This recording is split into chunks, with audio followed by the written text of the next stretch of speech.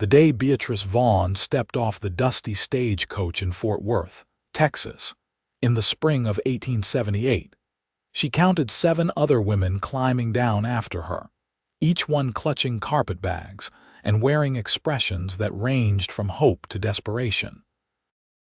They were mail order brides, all of them, answering advertisements placed by lonely ranchers and cowboys who wanted wives to tame the wild frontier alongside them. The air smelled of horse manure and possibility, and Beatrice tried not to think about the fact that she had been the last one to receive a letter of acceptance, the last choice for any man. The spring sun beat down mercilessly as the 8 women gathered their belongings on the wooden platform outside the Fort Worth station. Beatrice smoothed her dark blue traveling dress, aware that it was the finest thing she owned and that it would likely have to serve as her wedding dress too. Her brown hair was pinned tightly under her bonnet, and her gray eyes swept the crowded street with a mixture of trepidation and curiosity. She had left Philadelphia with nothing but her clothes and $20 sewn into her petticoat, running from a life that had offered her nothing but factory work and the unwanted attention of her employer. A stout woman with graying hair and a clipboard approached them, her expression businesslike but not unkind. She introduced herself as Mrs. Patterson, the organizer of this particular bride gathering. Beside her stood 3 men in clean shirts and nervous smiles, their hair slicked back with pomade, their boots polished to a shine that seemed out of place in this dusty town. "Ladies," Mrs. Patterson announced in a voice that carried across the platform, "these gentlemen have come to claim their intended brides. Mr. Harrison has corresponded with Miss Lydia Fuller. Mr. Gaines has written to Miss Charlotte Mills, and Mr. Dobson has been exchanging letters with Miss Sarah Reynolds." 3 women stepped forward, their relief palpable. They greeted their future husbands with varying degrees of enthusiasm, and within minutes, they were being escorted away, leaving 5 women standing on the platform with increasingly worried expressions. Mrs. Patterson consulted her clipboard, her brow furrowing. "It appears there has been some confusion with the remaining arrangements. I have only 2 more gentlemen confirmed for this afternoon." She looked up, scanning the crowd. "Mr. Thompson and Mr. Walsh, please step forward." 2 more men emerged from the shade of the station building, and 2 more women were paired off and led away.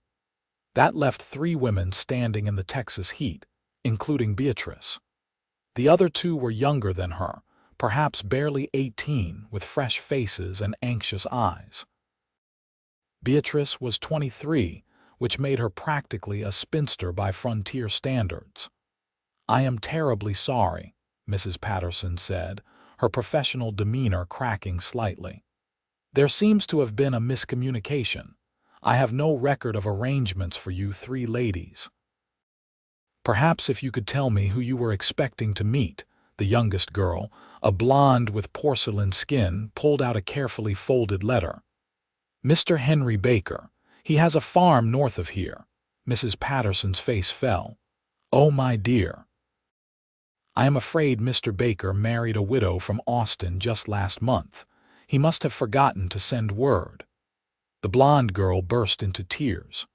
The other remaining woman, a redhead with freckles, stammered that she had been corresponding with someone named James Pritchard, but Mrs. Patterson shook her head sadly. "Mr. Pritchard died of pneumonia this winter." Both young women looked at Beatrice, as if she might have better news, but Beatrice had already known her situation was different. The man who had agreed to marry her, a rancher named Thomas Webb, had made it clear in his single letter that she was his last resort, that he was an older man who needed help running his property and did not much care what his wife looked like as long as she could work. The letter had been cold and perfunctory, and there had been no response when she had written back with questions. She had come anyway because Philadelphia held nothing for her anymore. "I am here to meet Thomas Webb," Beatrice said quietly. Mrs. Patterson checked her list and shook her head. "There is no Mr. Webb on my roster." "Perhaps he arranged things independently," Beatrice suggested, trying to keep the desperation from her voice. "Perhaps. But if he does not arrive soon, you ladies will need to find accommodation in town. I cannot be responsible for you beyond this afternoon." The three women stood there as the sun climbed higher and the platform gradually emptied. The two younger women huddled together, whispering frantically about their options. Beatrice stood apart, her carpet bag at her feet, watching the street with growing anxiety. She had spent almost all her money on the train fare west. She had maybe $5 left to her name. An hour passed. Then two. Mrs. Patterson looked increasingly uncomfortable and finally excused herself, promising to make inquiries but clearly washing her hands of the situation. The blonde girl's crying had subsided into occasional sniffles. The redhead suggested they pool their money and find a boarding house, maybe look for work as seamstresses or housekeepers. Beatrice was about to agree when she heard the sound of hoofbeats approaching at a gallop. She turned to see a rider coming up fast, a cowboy on a magnificent bay horse, dust billowing behind them. He pulled up short at the platform, and the horse danced sideways, tossing its head. The rider swung down in one fluid motion, and Beatrice found herself staring at a man who took her breath away. He was tall and lean, with dark hair that curled slightly at the collar and a strong jaw shadowed with stubble. His eyes were a startling blue, the color of a summer sky, and they swept over the platform with an intensity that made Beatrice's heart skip. He wore work clothes, not his Sunday best, denim trousers and a dark shirt with the sleeves rolled up over tanned forearms. A worn leather vest completed his outfit, and his boots were scuffed with hard use. He looked like he had ridden hard to get here, and there was an urgency in his movements that suggested he was on a mission. "Are you the mail-order brides?" he asked, his voice deep and slightly breathless. All three women nodded. "I am looking for Miss Beatrice Vaughn," he said, pulling a piece of paper from his vest pocket. Beatrice's hand went to her throat. "I am Beatrice Vaughn." The cowboy's eyes locked on hers, and she saw relief flood his expression. He crossed to her in 3 long strides, stopping just in front of her. Up close, she could see the sweat on his brow, the dust on his clothes, the way his chest rose and fell with exertion. "Miss Vaughn, I am Yates Sutherland. I work for the Webb Ranch. Mr. Webb sent me to fetch you, but I need to tell you something first. Mr. Webb passed away 3 weeks ago. Heart gave out while he was mending fence. He was already gone when we found him." Beatrice felt the bottom drop out of her world. "I see. But that is not why I am here," Yates continued quickly. "When Mr. Webb's will was read, he left the ranch to his nephew back in Missouri, who has already sent word that he is selling the property. The rest of us, we are out of work come the end of the month. But before I go, I wanted to make sure you were provided for. Mr. Webb had prepaid your passage, and it did not seem right to leave you stranded." The two young women were watching this exchange with naked interest. The blonde one whispered something to the redhead. "That is very kind of you, Mr. Sutherland," Beatrice said, trying to keep her voice steady. "But I do not see what can be done. I have no money to return east, and it seems I have no husband waiting here either." Yates shifted his weight, looking uncomfortable. "That is the thing I wanted to talk to you about. I have been saving my wages for 2 years now. I have enough to buy a small piece of land and some cattle to start my own spread. What I do not have is a wife, and a man cannot run a ranch alone, not really. I know this is not what you planned, and I know we are strangers, but I am offering you a proposal." Beatrice's heart began to pound. "What sort of proposal?" "Marry me. Today, if you are willing. I will give you my name, a home, and a partnership in whatever I build. I will not pretend it will be easy. The land I am looking at is rough country, and it will take years of hard work to make it pay. But it will be ours, and I swear to you I will do right by you. The platform seemed to tilt under Beatrice's feet. She looked at this man, this stranger who had ridden hard to reach her, who was offering her not just rescue but a future. His eyes were earnest, his expression open. There was no calculation in his face, no coldness like there had been in Thomas Webb's letter. "Why?" she asked. "Why me?" "You do not know anything about me. I could be lazy or mean-spirited or a terrible cook."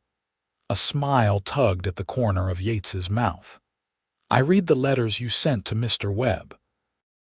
He kept them in his desk, and I went through his papers trying to find your contact information to warn you not to come. You write well. You have a sense of humor. You asked intelligent questions about the ranch and the work. You did not just prattle on about yourself. That told me something about your character." "You read my private correspondence?" Beatrice asked, but there was no real anger in her voice, just surprise. "I did, and I apologize for that. But it is why I am standing here now instead of letting you arrive to an empty ranch house and no prospects. I figured if Mr. Webb was willing to marry you, sight unseen, then maybe I could do better and at least offer you honesty from the start." Behind Beatrice, the blonde girl hissed, take it, you fool." Beatrice ignored her. She studied Yates Sutherland, this cowboy who had appeared like something out of a dime novel, and tried to read his face. She had learned to be cautious with men, to look for the signs of cruelty or dishonesty that her employer in Philadelphia had hidden behind a friendly smile. But all she saw in Yates was sincerity and a bone-deep weariness that suggested he had worked himself half to death and was still ready to work more. "I can cook," she said slowly. "Not fancy, but I can keep a man fed. I can sew and mend. I worked in a textile factory for 5 years, so I know about hard work and long hours. I'm not afraid of getting my hands dirty. I do not have any money to bring to this partnership, and I do not have family who will come looking for me if you turn out to be a villain." "I am not a villain," Yates said quietly.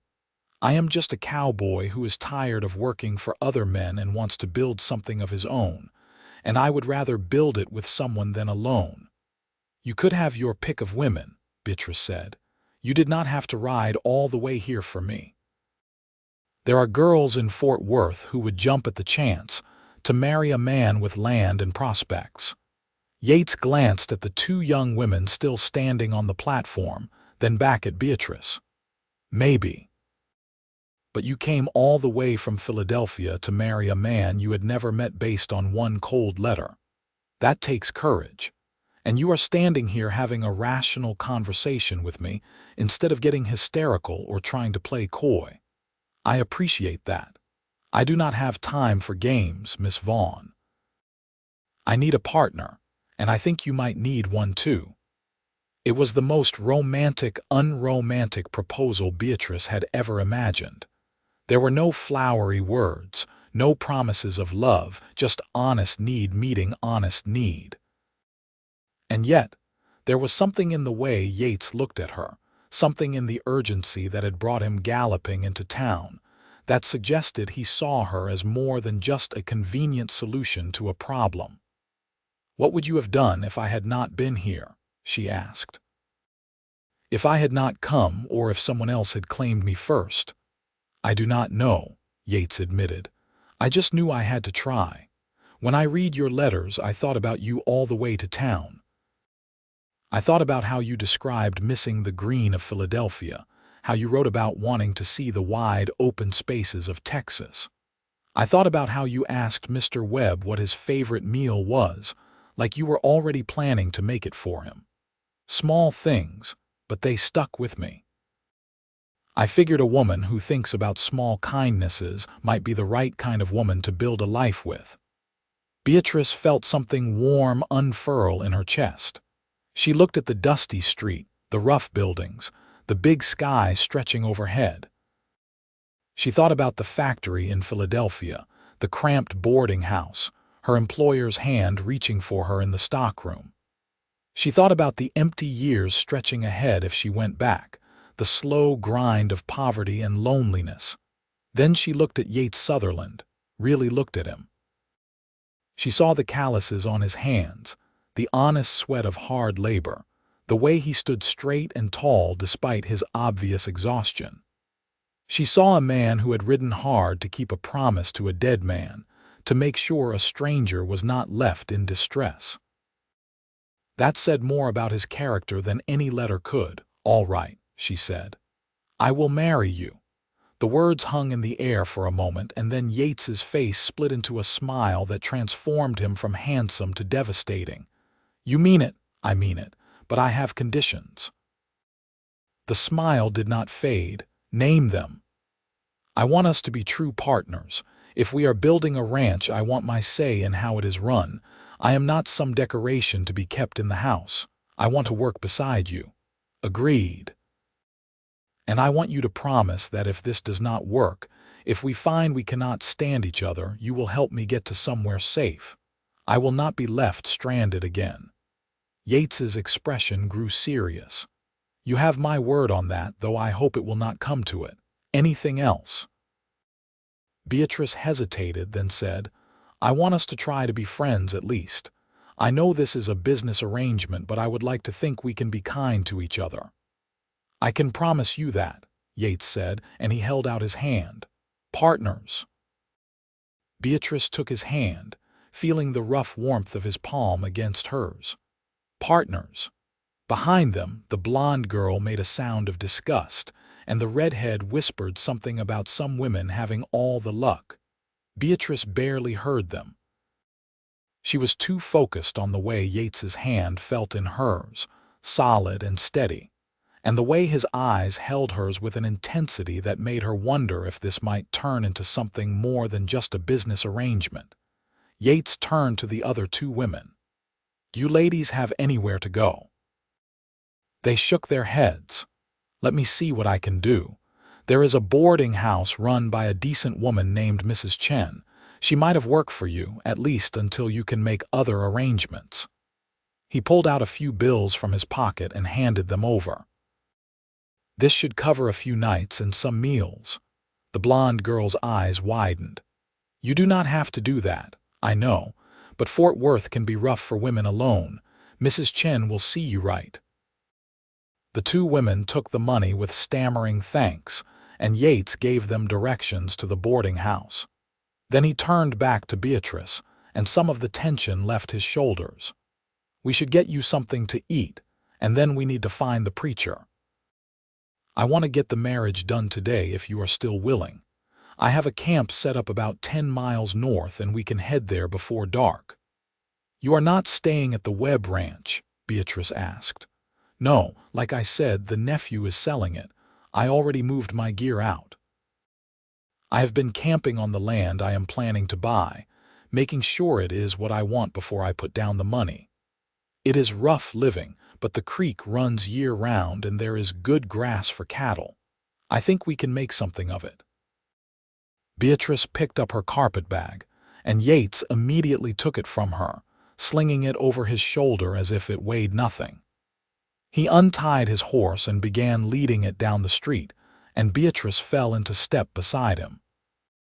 The town of Fort Worth was bustling around them, cowboys and merchants and women in calico dresses going about their business. The sound of a piano drifted from a saloon, and somewhere a dog was barking. "Are you hungry?" Yates asked. "There is a decent restaurant just down here. Nothing fancy, but the food is good." "I am starving," Beatrice admitted. "I have not eaten since yesterday morning." Yates shot her a concerned look. "Why not? Did something happen on the train?" "No, I just did not want to spend the money. I did not know what I would need when I got here." He muttered something under his breath that sounded like a curse. "Well, you are eating now, and you do not have to worry about money anymore. What I have is ours now." The restaurant was a small establishment with checkered tablecloths and the smell of frying meat. Yates tied his horse outside and ushered Beatrice in, his hand light on her elbow. The proprietor, a heavy-set man with a thick mustache, greeted Yates by name and showed them to a table by the window. "2 steak dinners, Jim, and coffee," Yates said, hanging his hat on the back of his chair. "Coming right up," Jim said. Eyeing Beatrice with open curiosity, when they were alone, Yates leaned back in his chair and studied Beatrice across the table. "Tell me about yourself. I know what you wrote in your letters, but I want to hear it from you." Beatrice folded her hands in her lap, suddenly nervous. "There is not much to tell. I was born in Philadelphia. My parents died when I was 16, first my father of a heart attack, then my mother 6 months later of grief, I think, though the doctor said it was her lungs. I had no siblings, no other family. I went to work in a textile factory to support myself. I did that for 5 years, until my employer started making advances that I could not ignore anymore. I knew if I stayed, things would get worse. A friend told me about the mail-order bride advertisements, and I thought anything had to be better than what I was facing. So I answered several, and Mr. Webb was the only one who wrote back. So here I am." "Here you are," Yates echoed. "And your employer, did he hurt you?" "Not yet. But he was working up to it. He started finding excuses to keep me late, to corner me when no one else was around. I have seen what happens to women in my position. I was not going to wait for it to happen to me." Yates's jaw tightened. "Good. You were smart to leave." The coffee arrived, hot and strong, and Beatrice wrapped her hands around the cup, savoring the warmth. "What about you? You know my story now. What is yours?" Yates took a sip of his coffee and set the cup down carefully. "I grew up on a ranch in southern Texas. My father was a rancher, ran a decent spread until a drought killed most of the herd. He lost the land to the bank when I was 18. He died that same year, and my mother went to live with her sister in San Antonio. I have been working cattle ever since, saving every penny I could. I am 26 now, and I am tired of making other men rich. I want my own land, my own herd. I want to build something that lasts. You see your mother often, a few times a year. She is happy with my aunt, and I send her money when I can. She worries about me being alone, keeps writing and telling me to find a nice girl and settle down." He smiled slightly. "I guess I am about to make her very happy." The steaks arrived, thick and juicy, with potatoes and beans on the side. Beatrice had to stop herself from falling on the food like a starved animal. She ate with as much dignity as she could muster, but she could not help the small sounds of pleasure that escaped her. The food was simple but delicious, and it was the first real meal she had had in days. Yates ate more slowly, watching her with an expression that might have been amusement or tenderness or both. "When was the last time you had a good meal?" "Weeks," Beatrice admitted. "I was saving money for the trip, so I was living on bread and apples mostly." "Well, you do not have to do that anymore. I am not rich, but I can keep us fed." After they finished eating, Yates paid the bill and they stepped back out into the afternoon heat. He led her down the street to a small white church with a cross on top. The preacher was a young man with kind eyes and a ready smile. His name was Reverend Matthews, and he listened to their story without judgment. "You are sure about this?" he asked Beatrice gently. "You only just met this man." "I am sure," Beatrice said, and she was surprised to find that she meant it. There was something about Yates that made her feel safe, something in the quiet confidence of his manner and the honesty in his eyes. She had taken a leap of faith coming west, and this felt like the next step in that leap. Reverend Matthews married them in a ceremony that lasted all of 10 minutes.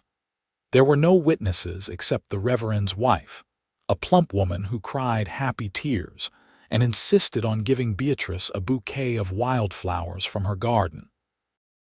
Yates produced a simple gold ring that he said had belonged to his grandmother, and he slipped it onto Beatrice's finger with hands that were surprisingly steady. "I now pronounce you man and wife," Reverend Matthews said. "You may kiss your bride."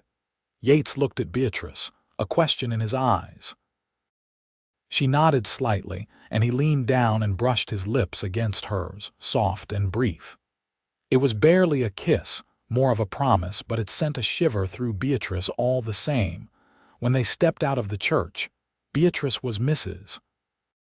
Sutherland, a married woman with a husband and the beginnings of a future. The gold ring on her finger caught the sunlight, and she turned it with her thumb, still hardly believing any of this was real. Yates swung up onto his horse and then reached down for Beatrice. "Put your foot on mine and give me your hand. I will pull you up." Beatrice did as he instructed, and with surprising ease, Yates hauled her up behind him on the horse. She had never ridden before, and she grabbed onto his waist instinctively as the horse shifted under them. "Hold on tight," Yates said over his shoulder. "It is about a 2-hour ride to the camp." Beatrice wrapped her arms around him, feeling the solid warmth of his body through his shirt. As they rode out of Fort Worth, leaving the town behind, she rested her cheek against his back and let herself breathe. For the first time in longer than she could remember, she felt like she might be safe, like she might have made the right choice. The land opened up around them, wide and wild and beautiful. The grass stretched to the horizon, golden in the late afternoon light. Hills rose in the distance, purple against the sky. The air smelled of earth and growing things, so different from the smoke and stench of Philadelphia. Beatrice drank it in, feeling something tight in her chest begin to loosen. Yates rode with the easy confidence of a man who had spent most of his life in the saddle. He did not say much, but occasionally he would point out landmarks, a distinctive rock formation, a line of cottonwoods that marked the creek, a hawk circling overhead. Beatrice listened and watched, trying to memorize this new landscape that would be her home. As the sun began to sink toward the horizon, they crested a low hill, and Yates pulled the horse to a stop. Below them, nestled in a shallow valley, was a campsite. A canvas tent was set up near the creek, and a rope corral held half a dozen horses.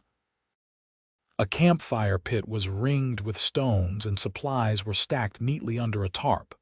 "There it is," Yates said. "Not much to look at yet, but it is home." "Where are the boundaries of your land?" Beatrice asked. Yates pointed. "See that line of rocks running north? That is the western edge. The creek is the eastern boundary. It is about 300 acres total. Not huge, but enough to start with. The land belongs to a man in Dallas who inherited it and does not want to deal with it. I am buying it for a fair price, and the sale should go through next week." 300 acres sounded like an impossible amount of land to Beatrice, who had spent her whole life in cramped city spaces. "How will we manage it all?" "Carefully," Yates said with a slight smile. "First thing is to build a house. I have been cutting timber and stockpiling it. I figure we can have a cabin up in a month if we work hard. Then we need to get cattle, start building a herd. It will take time, but we will get there." They rode down into the valley and Yates helped Beatrice dismount. Her legs were shaky from the ride and she stumbled slightly. Yates caught her elbow, steadying her. "Sorry, I should have thought about you not being used to riding. Sit down and rest. I will get a fire going and make us some supper." Beatrice sank down onto a log near the fire pit, watching as Yates efficiently unsaddled his horse and turned it into the corral with the others. He moved with the economy of motion that came from years of practice, wasting no energy. Then he knelt by the fire pit and began building a fire, striking flint to steel until sparks caught in the tinder. As flames licked up, Yates pulled out supplies from the cache under the tarp. He set a pot of water to boil and began slicing bacon into a pan. The smell of cooking meat made Beatrice's mouth water, even though she had eaten only a few hours ago. "How long have you been camping here?" she asked. "About 3 weeks, since I left the Webb Ranch. I wanted to get a feel for the land, see how the water flows, where the best grazing is. I have been riding the boundaries, checking for problems. So far, it seems solid. And you have been alone the whole time, mostly. A couple of the other hands from the Webb Ranch came out to help me start cutting timber for the house. But yeah, mostly alone." Beatrice could not imagine the loneliness of that, 3 weeks in this wild place with no one for company. "Were you not afraid?" Yates glanced at her, surprise flickering across his face. "Of what?" "I do not know. Wild animals, outlaws, being alone," he considered this as he turned the bacon. "I have been on my own for a long time. You get used to it. And I have been in rougher country than this. Besides, I had a purpose. That makes a difference." He mixed cornmeal with water and salt, shaping it into cakes that he fried in the bacon grease. It was simple food, but Beatrice found herself hungry again, and when Yates handed her a tin plate heaped with bacon and cornbread, she ate gratefully. They sat by the fire as the sun set, painting the sky in shades of orange and pink and purple. The air cooled quickly, and Beatrice was glad for the warmth of the flames. Yates poured coffee from the pot and handed her a cup, their fingers brushing. "I know this is not what you imagined when you agreed to come west," Yates said quietly. "Living in a tent, eating camp food, working like a field hand. If you want to go back to town, stay at a boarding house until the cabin is built, I will understand." Beatrice shook her head. "I did not come all this way to take the easy road. You said you wanted a partner." "Partners do not run at the first sign of hardship." Yates looked at her for a long moment, the firelight reflecting in his eyes. "You are something else, Beatrice Sutherland." The sound of her new name sent a thrill through her. "You are not what I expected either." "What did you expect?" "I do not know. Someone older maybe, harder, more desperate. You do not seem desperate." "I am not desperate for a wife, but I am eager to build a life. There is a difference." Full darkness fell and the stars came out, more stars than Beatrice had ever seen in her life. In Philadelphia, the city lights had washed them out, but here they blazed across the sky in a river of light. She tipped her head back, awed. "That is the Milky Way," Yates said, following her gaze. "On a clear night like this, you can see everything. It is beautiful. It is. I never get tired of it." Eventually, Yates banked the fire and stood, dusting off his hands. "I set up a cot for you in the tent. It is not fancy, but it is better than the ground. I will sleep out here by the fire." Beatrice rose, suddenly aware of the intimacy of their situation. They were married, but they were also strangers. "You do not have to sleep outside on my account." "I know, but I figured you might appreciate the privacy, at least for tonight. We can work out other arrangements later." There was no pressure in his voice, no expectation, just courtesy. Beatrice felt a rush of gratitude and something else, something warmer. "Thank you. Get some rest. Tomorrow I will start teaching you what you need to know about ranching. If we are going to be partners, you need to learn the business." Beatrice ducked into the tent, which was surprisingly roomy. A cot was set up on one side, made up with blankets and a pillow. Her carpetbag sat at the foot of it. A lantern hung from the center pole, casting a soft glow. It was sparse, but it was clean and dry, and after the uncertainty of the day, it felt like luxury. She changed into her nightgown, shivering in the cool night air, and crawled under the blankets. The sounds of the night surrounded her, crickets and frogs and the distant howl of a coyote. It should have been frightening, but somehow it was not. She felt safe here in this wild place, safer than she had felt in years. Outside, she could hear Yates moving around, settling down for the night.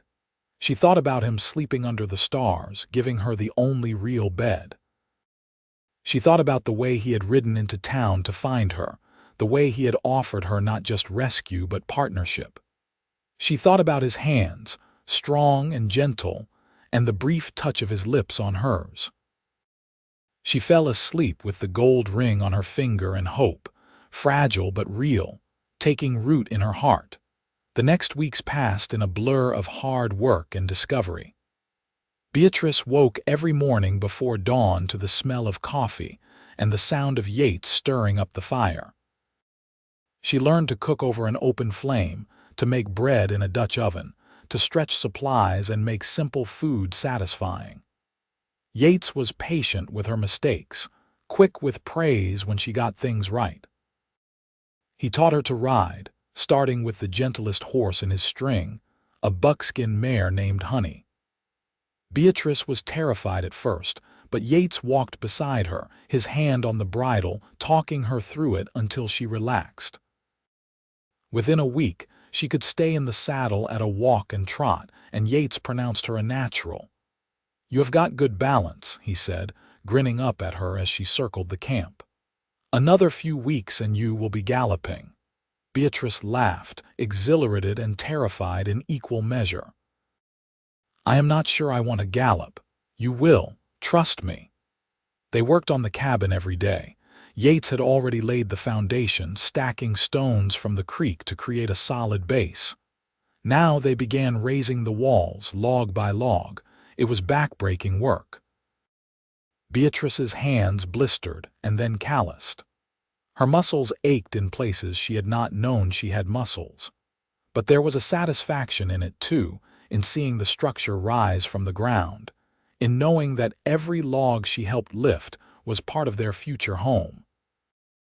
Yates worked like a man possessed, swinging an axe for hours, notching logs with precision, fitting them together with an expertise that spoke of years of experience. But he never made Beatrice feel useless or in the way. He showed her what to do, let her try, corrected her gently when she got it wrong. They worked side by side, and in the working, they began to know each other. Beatrice learned that Yates was a morning person, cheerful and energetic at dawn. She learned that he had a dry sense of humor, that he liked to tease but never cruelly. She learned that he was meticulous about caring for the horses, that he could track animals by their prints, that he knew the names of every plant and bird. She learned that he sang while he worked, old cowboy songs and trail ballads, his voice a pleasant baritone. Yates learned that Beatrice was stubborn, that she would push herself past exhaustion rather than admit she needed rest. He learned that she was fiercely intelligent, quick to pick up new skills, that she remembered everything he taught her. He learned that she had a temper when pushed, but that it burned out quickly, replaced by reason. He learned that she was kind, that she mourned over a baby bird that fell from its nest, that she saved scraps for the stray dog that had started hanging around the camp. They talked in the evenings by the fire, sharing stories of their pasts, their hopes for the future. Yates told her about growing up on his father's ranch, about learning to rope and ride before he could read. He told her about the drought that had destroyed everything, about watching his father's spirit break along with his bank account. "I swore I would never let that happen to me," Yates said, staring into the flames. "I would never put everything into one thing, never let myself get so deep in debt that one bad year could ruin me. That is why I waited so long to start my own place. I wanted enough saved that I could weather the hard times." Beatrice told him about her childhood in Philadelphia, about her father who had worked in a bank and dreamed of owning his own business someday. She told him about her mother who had sewn beautiful dresses for wealthy clients, whose hands were always busy. She told him about the emptiness of losing them both, of being utterly alone in the world. "I used to walk past the big houses in the nice part of town," she said quietly. "I would see families through the windows, Everyone gathered around the dinner table, and I would ache with wanting that. Not the money necessarily, but the belonging. I wanted to belong somewhere again. Yates reached across the space between them and took her hand. You belong here now, with me. It was the first time he had touched her since their wedding kiss. Really touched her. Not just a hand on her elbow to steady her or fingers brushing as they passed tools. His hand was warm and calloused, and it engulfed hers completely. Beatrice felt tears prick her eyes. "Thank you," she whispered. "For what? For choosing me. For seeing something in my letters worth riding into town for giving me a place to belong." Yates's thumb traced small circles on the back of her hand. "I am the one who should be thanking you. You took a bigger risk than I did. At least I knew something about you from your letters. You married me knowing nothing except that I was willing to show up. That took real courage." They sat there in the firelight, hands joined, and something shifted between them. The partnership they had agreed to was deepening into something more, something neither of them had quite named yet, but both could feel. 3 weeks after their wedding, the cabin walls were up, and the roof was on. It was a simple structure, one large room with a fireplace at one end and a loft above. The door hung straight, the windows had shutters, and it was solid and tight against the weather. Yates and Beatrice stood back and looked at it, grimy and exhausted and proud. "We did it," Beatrice said, hardly believing it. "We did," Yates agreed. "It is not much, but it is ours." That night, they moved out of the tent and into the cabin. Yates had built a proper bed frame, and Beatrice made it up with the quilts and pillows they had bought in Fort Worth. There was a table and 2 chairs, a shelf for supplies, hooks for their coats. It was spare, but it was home. Yates stood in the middle of the room, looking around with satisfaction. "I will build you a proper kitchen setup next, and we need a chest for your clothes, and eventually we can add a lean-to for storage. But for now, this will do." Beatrice walked to where he stood and, acting on impulse, rose on her toes and kissed his cheek. "It is perfect. Thank you for building it with me." Yates turned to her, surprise and pleasure mingling on his face. "Beatrice, I need to tell you something." "What?" "I know we agreed this was a partnership, a business arrangement, but somewhere along the way it stopped feeling like business to me. I look forward to seeing your face every morning. I like the sound of your laugh. I find myself looking for excuses to be near you. I think I am falling in love with you, and I wanted you to know, even if you do not feel the same way." Beatrice's heart stuttered in her chest. She had been feeling the same thing, had been afraid to name it, afraid that Yates only saw her as a useful partner and nothing more. "I feel the same way. I think I started falling the moment you rode onto that platform. You looked so determined, so certain. And every day since, I have fallen a little more." Yates cupped her face in his hands, his touch infinitely gentle.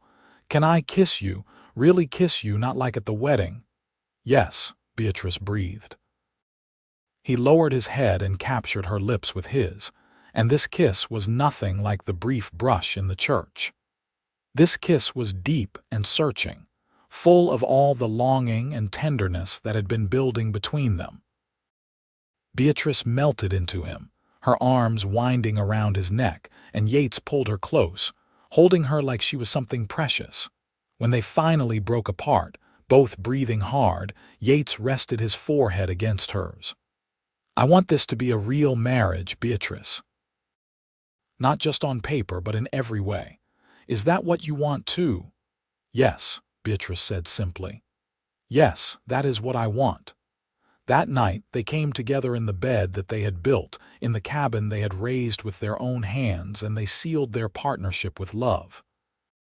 Yates was gentle and patient, careful of Beatrice's inexperience, and she responded to his touch with a passion that surprised them both. They learned each other in the darkness, whispered words and soft gasps, and when they finally fell asleep, tangled together, Beatrice felt a completeness she had never known. The next morning, she woke to sunlight streaming through the window and Yates propped on one elbow, watching her sleep. "Good morning, wife," he said, and his smile was so full of happiness that it took her breath away. "Good morning, husband," she replied, and she kissed him because she could, because he was hers and she was his, and because love had found them in the most unlikely way. The days took on a new rhythm. They were still working from dawn to dusk, but now there was an ease between them, a closeness that made the work feel lighter. They rode out together to inspect the cattle Yates had purchased, 20 head to start, all longhorns with the Sutherland brand burned into their hides. Beatrice learned to read the land, to spot where cattle had grazed, to watch for signs of illness or injury in the herd. Yates taught her to rope, laughing when her first attempt sent the loop sailing wildly off target.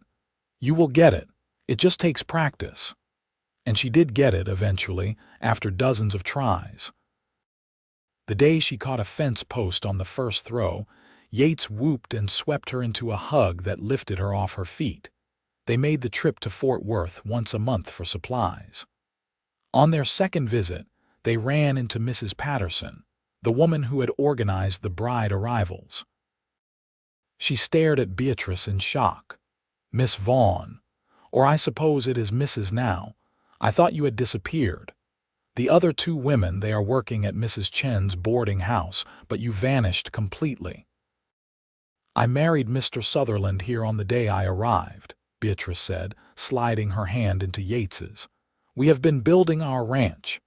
Mrs. Patterson looked between them, taking in their linked hands the way they stood close together, the sun-browned health in Beatrice's cheeks. "Well, you look happy. I am glad it worked out." "So am I," Beatrice said, and she meant it with her whole heart. As they walked away, Yates leaned down and whispered, "You are beautiful when you are glowing like that." "I am glowing, like a lantern. Anyone can see you are happy." "I am," Beatrice admitted. "Happier than I ever thought possible." Summer turned to fall and the ranch began to take shape.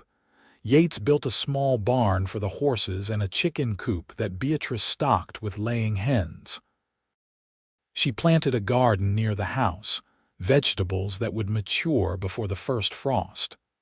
They added to their herd, buying 10 more cattle and a young bull. Every addition felt like progress, like proof that they were building something that would last. In September, Beatrice realized her monthly courses were late. She waited another week, afraid to hope, before telling Yates. They were sitting on the porch he had just finished building, watching the sun set over their land. "Yates, I think I might be with child." He went very still. "You think?" "I am almost certain. All the signs are there." He turned to her, and his face was filled with such joy that tears sprang to Beatrice's eyes. "A baby, we are going to have a baby." "Yes."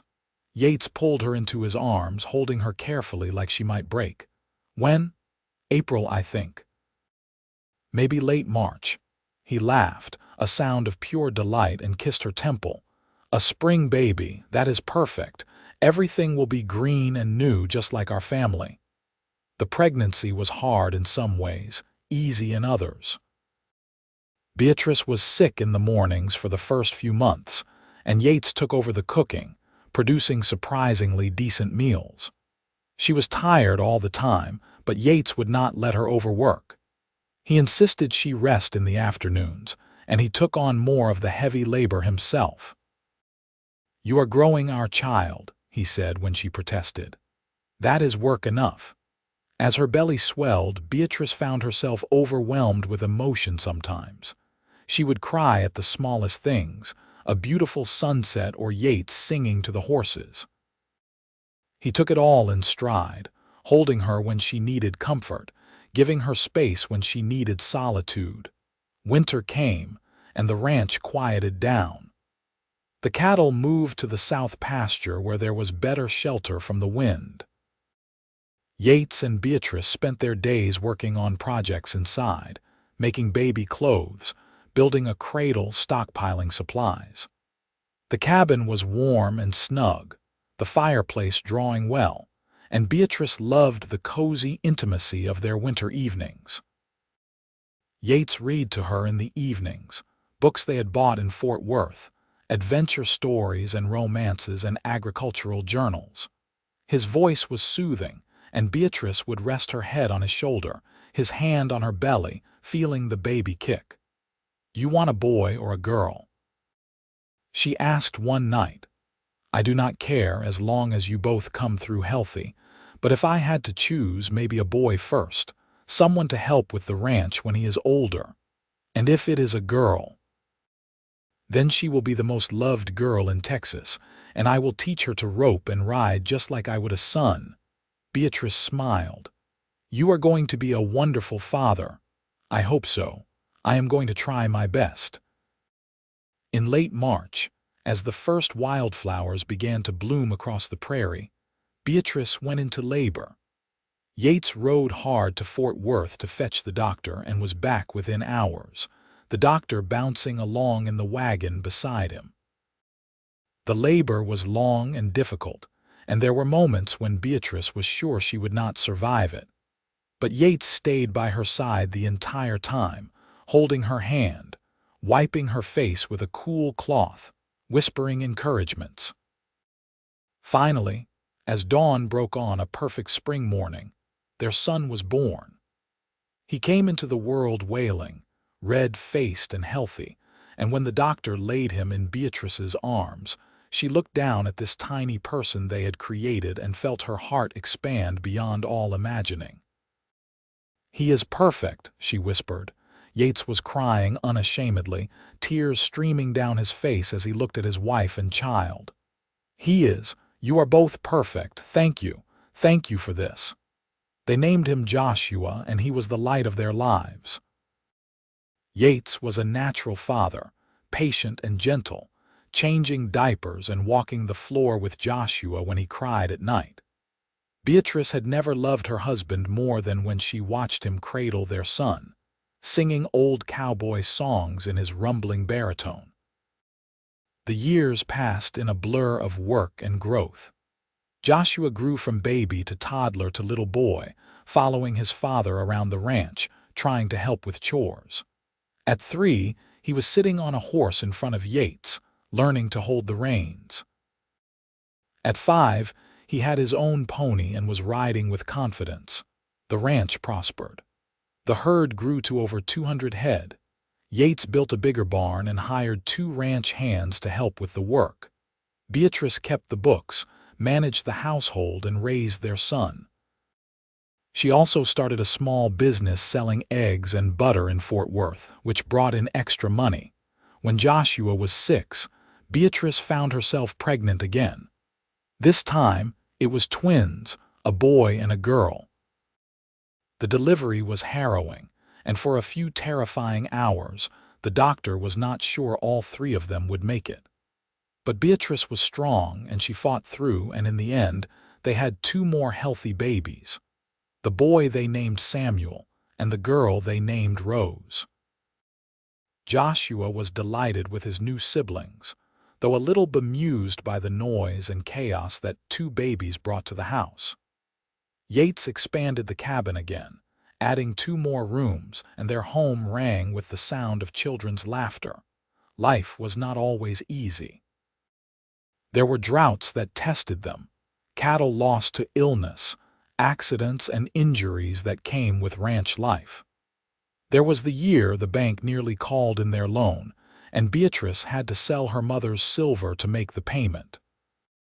There was the terrible winter when a blizzard killed 30 head of cattle and they nearly lost the ranch entirely. But through it all, Yates and Beatrice faced everything together. They were partners in the truest sense, sharing the burdens and the joys. Their love deepened with every passing year, weathering storms and celebrating victories. When Joshua was 10, Samuel and Rose were 4, and Beatrice was 37, she stood on the porch of their home and looked out over the ranch with pride. The small, struggling operation they had started 15 years ago was now a thriving spread. They had 500 head of cattle, a dozen horses, and a reputation for quality stock. The original cabin was the heart of a much larger house now, with a proper kitchen and bedrooms for each child. Yates came up behind her and wrapped his arms around her waist, resting his chin on her shoulder. "What are you thinking about? How far we have come. How lucky I am." "We are both lucky. I think about that day in Fort Worth sometimes, how close I came to not riding in.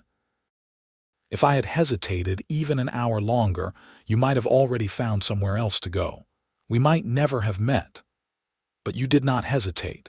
You rode hard to get there, and you chose me before anyone else could walk away. I chose you because you were the last bride standing and the only one I wanted. I read your letters and I knew somehow that you were meant to be mine." Beatrice turned in his arms and kissed him, deep and sweet. "I love you, Yates Sutherland. I love you too, Beatrice. More than I ever thought possible." Joshua came running around the corner of the house, chasing the dog, and the twins were right behind him, shrieking with laughter. The ordinary chaos of their life swirled around them, and Yates and Beatrice smiled at each other over the heads of their children. The years continued to unfold in a tapestry of seasons and growth. Joshua grew tall and strong, with his father's work ethic and his mother's sharp mind. At 18, he took over much of the day-to-day management of the ranch, allowing Yates to focus on expanding their operations. They bought adjoining land, growing the ranch to over 1,000 acres. Samuel showed an aptitude for working with horses, and by the time he was 16, he was training and selling stock that was sought after throughout Texas. Rose was the wild one, the one who wanted to rope and ride just as hard as her brothers. She was fearless, and she kept her parents' hearts in their throats with her daring. More grandchildren came as the children married and started families of their own. Joshua married a girl from Fort Worth, the daughter of a merchant, and they had 3 children. Samuel married the daughter of a neighboring rancher, and they added 2 more grandchildren to the growing family. Rose married a cowboy who worked for them, a good man who loved her adventurous spirit, and they had twins, continuing the family tradition.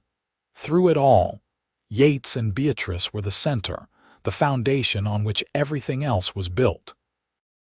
They celebrated 50 years of marriage surrounded by their children, grandchildren, and even a few great-grandchildren. The celebration was held at the ranch, with tables set up under the cottonwood trees by the creek, and half the county came to help them celebrate. As the sun set on that perfect day, Yates and Beatrice sat together on the porch swing he had built for their 30th anniversary. Her hair was white now, and his was more silver than dark, but their hands still fit together perfectly, and the love in their eyes had only grown stronger with time. 50 years, Beatrice said softly. Half a century since you rode into Fort Worth and changed my life. Best decision I ever made, Yates said. Marrying you that day, building this life with you, I would not change a single moment, not even the hard times. The drought, the lost cattle, the year we almost went bankrupt, not even those, because we faced them together and they made us stronger. They made us who we are. Their youngest grandson ran up to the porch, all of 7 years old, with a question about whether his great-grandfather would take him riding tomorrow. Yates promised he would, and the boy ran off satisfied. Beatrice leaned her head on her husband's shoulder. We built something good here, she said. Not just a ranch, but a family, a legacy. We did. And it all started because you were brave enough to answer an advertisement and travel to a place you had never been, because you took a chance on a cowboy you did not know. You took just as big a chance on me. No, Yates said, lifting her hand to his lips and kissing her knuckles. I knew what I was getting. I read your letters, remember? I saw your heart in those words. I was the lucky one, Beatrice. You were the last bride standing, but you were also the first one I wanted. The only one I wanted."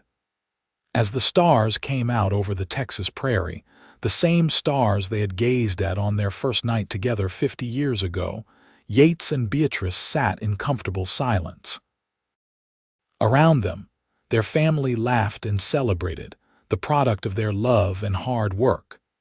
The ranch stretched out in all directions, prosperous and thriving, a testament to what two people could build when they worked together.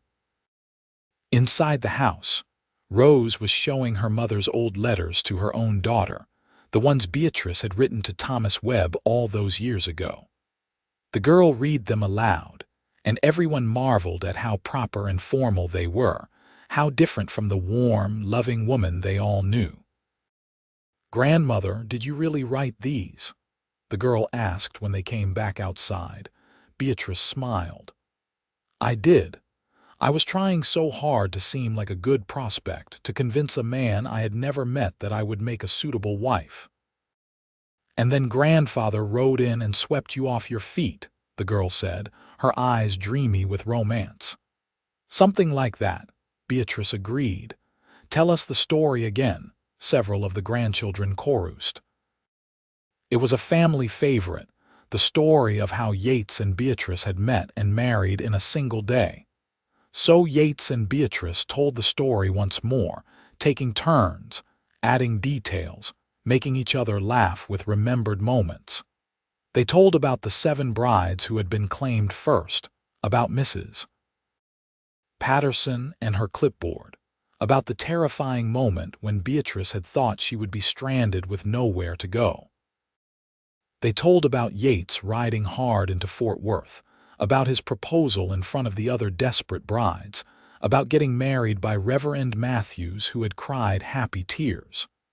"Did you love each other right away?" one of the younger grandchildren asked.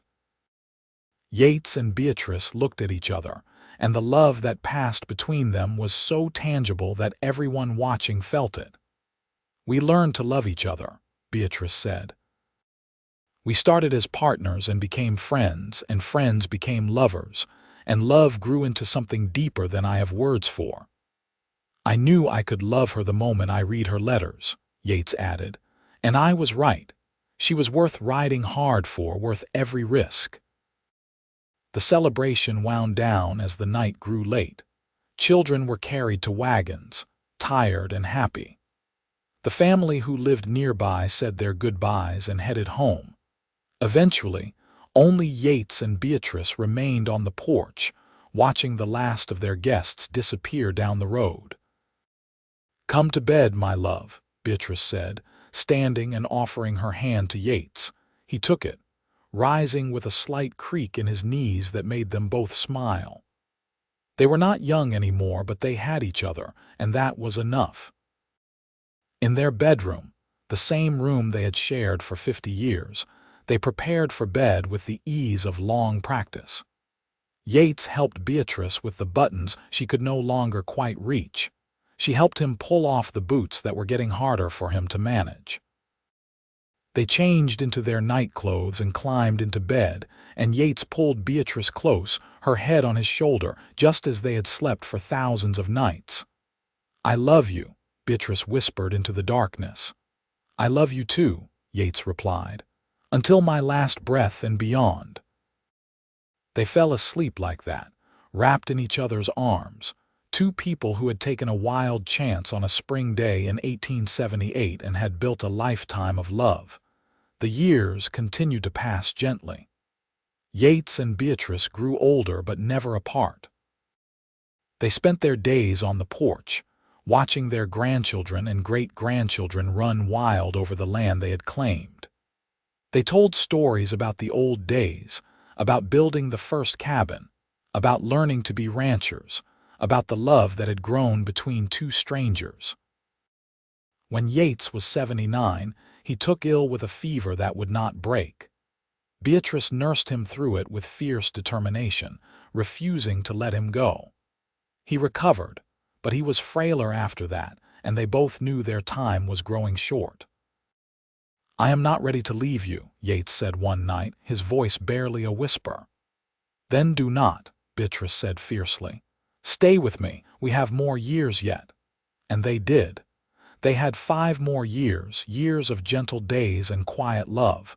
They watched their youngest great-grandchildren be born. They celebrated Joshua's 50th birthday.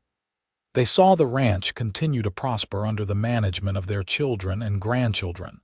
When Yates finally passed, at the age of 84, he went peacefully in his sleep, Beatrice beside him. His last words were, "I love you," and Beatrice held his hand and told him she loved him too, even as her heart shattered. The funeral was huge, the biggest Fort Worth had ever seen.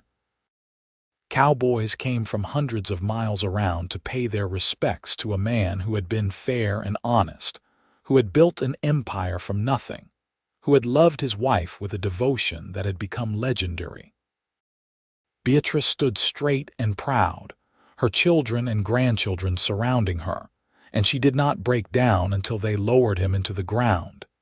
In the days after, well-meaning relatives suggested that Beatrice come live with one of them, that she should not be alone in the big house. But Beatrice refused. This was her home, the home she had built with Yates, and she would not leave it. She lived alone for 2 more years, tending her garden, sitting on the porch, remembering. The family visited often, and the house was never truly empty. But at night, Beatrice would climb into the bed she had shared with Yates for over 50 years, and she would talk to him as if he were still there. "I miss you," she would say to the darkness. "I miss you every moment, but I am so grateful for the life we had. You gave me everything, Yates. You gave me a home, a family, a purpose. You gave me love beyond measure. I was the last bride standing that day, and you chose me. Best thing that ever happened to me." When Beatrice passed, at the age of 82, she went as peacefully as Yates had in her sleep, with a smile on her face. The family found her in the morning, and in her hand was the letter Yates had written her all those years ago, the letter proposing marriage that she had kept all her life. They buried her beside Yates, under the cottonwood trees by the creek, on the land they had built together. The headstone read, "Yates and Beatrice Sutherland, partners in life, partners in love, together forever." The ranch continued after them, passed down through the generations. The original cabin was preserved as a museum of sorts, showing how the ranch had started. The letters Beatrice had written to Thomas Webb, and the letter Yates had written to her, were framed and displayed in the main house. The story of how they met was told and retold, becoming family legend, then local legend, then part of the history of Fort Worth itself. The town of Fort Worth grew and changed, but the Sutherland Ranch remained, a testament to 2 people who had taken a chance on each other.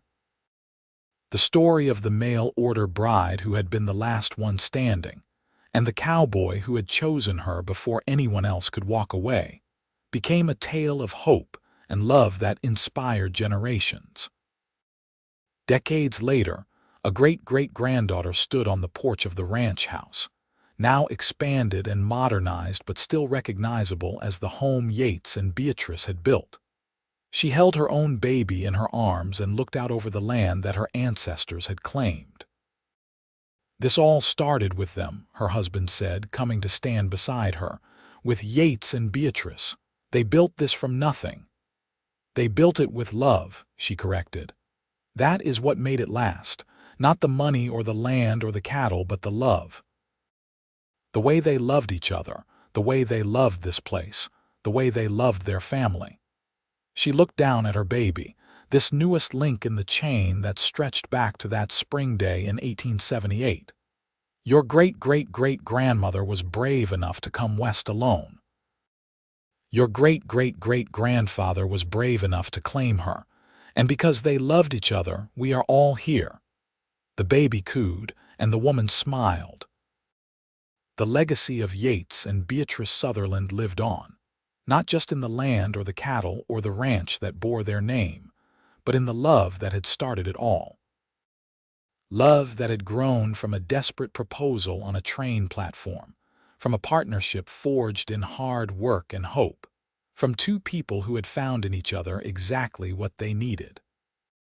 It was a love story for the ages, a tale of the Wild West that had nothing to do with gunfights and outlaws, and everything to do with courage and partnership, and the quiet building of a life. It was the story of how love could grow in the most unlikely circumstances, how two strangers could become soulmates, how a marriage of convenience could become the greatest romance either of them had ever known.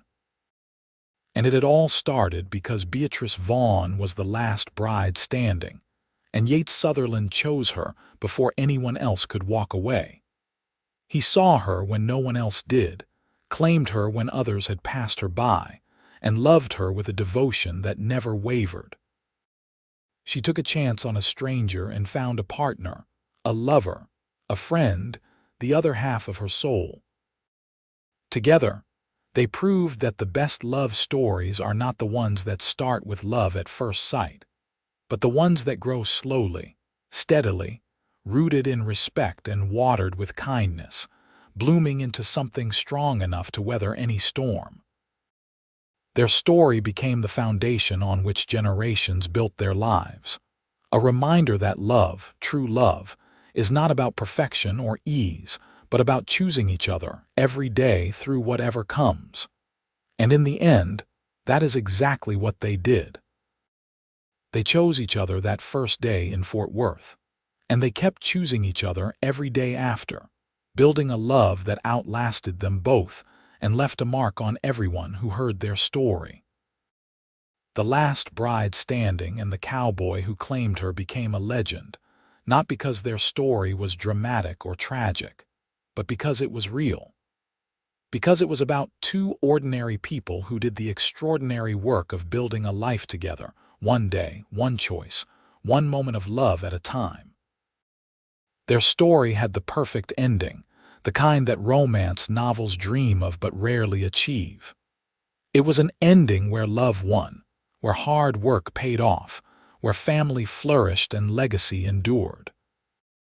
It was an ending where two people who started as strangers finished as one, their love story written in the land they claimed, the children they raised, the life they built together. It was a happy ending in every sense, and it lasted far beyond the final breath, echoing through generations, inspiring descendants they would never meet, proving that true love, real love, the kind built on partnership and respect and daily choice, is the only kind that truly lasts. Yates and Beatrice Sutherland found that love on a dusty platform in Fort Worth, Texas, in 1878, and they never let it go. Their story was complete, their ending happy, their legacy eternal. And that was exactly as it should be.